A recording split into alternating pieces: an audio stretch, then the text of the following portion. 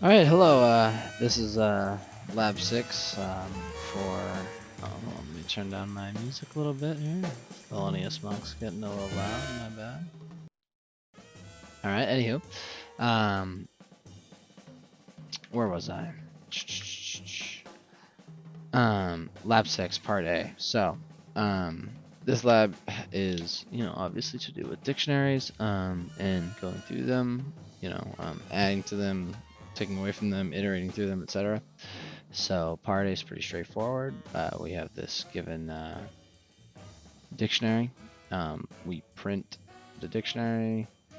Um,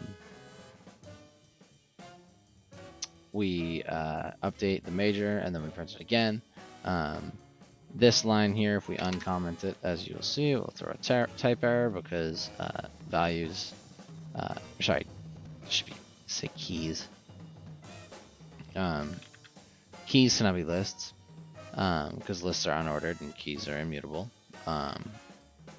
due to the nature of dictionaries. So, because they store values as hashes, they store keys as hash values. That's what I meant to say. So yeah, part A checks, we're chilling. B is similar. We have given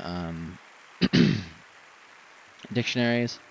We print the index in two different ways, both directly indexing and using get command, or not command, method. Get is obviously safer because it will return a default if that value is not in the list. And then for part 2 and 3 here, I made a function that will fill the grades for any given student. And it will basically just add them with default grade 0 if they're not in the dictionary already. So this is for all of parts. Part B, it's all, right here. And, the tests are down here. So all this, we can run it. And we will see. The first two things that we're printing Ari's grade both ways, so we get 92, obviously. Then we print the whole dictionary, and we add Dan, Emerson, and Brian, and they have zeros because they were just added. And yeah, we check all systems nominal. We're good. Moving on to C. So now we have a nested dictionary. So first, we add a course following the same format, and then we update an existing entry in the dictionary. Then we delete an entry in the dictionary. Now this is kind of an unwieldy way to do this. You could do this a number of different ways, but I just did this to kind of. This is the most descriptive, I guess, and the most clear way of what we're doing here. And then all the tests pass, of course. Advisor TBD. We have data structures 4. CS1 is 4 here, so yeah, we're all good. Now,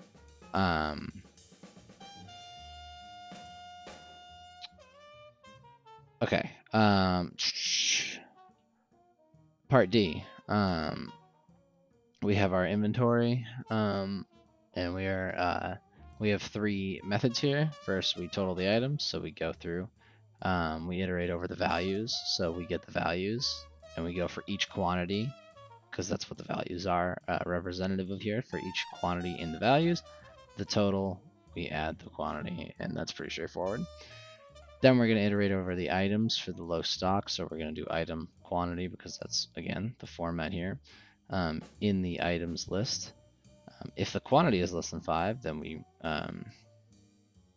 restock, we append the item and the quantity, and then we return the restock. And then finally, we return a list of the product categories, which is the most straightforward. There's no fancy business necessary. You literally just access the keys, add them to a list, and print or return, in this case, the list of names. So yeah, very straightforward. All the checks pass. This is our list here, and we're good. Now, part E. So we have a little bit more thorough of an inventory here. It's a catalog. We have a function to apply a discount, so we go through the items.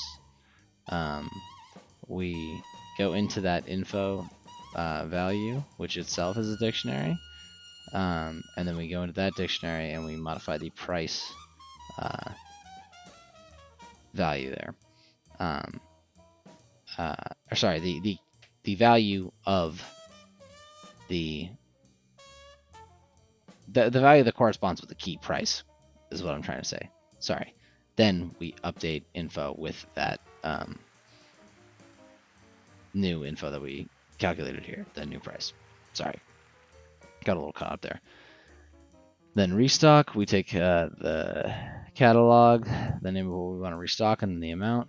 We go through we check if it's already in there. If it is, we add the amount to the stock. Otherwise, we update, we add that item with the price 0 and the stock set to whatever that amount given was. And finally, we have some values, which is pretty straightforward. We go through every item in the catalog. I keep thinking category, but it's catalog, excuse me. And then we just add to the total the price times the stock, which is the total value of the inventory, and we return the total. So all pretty straightforward stuff going on here.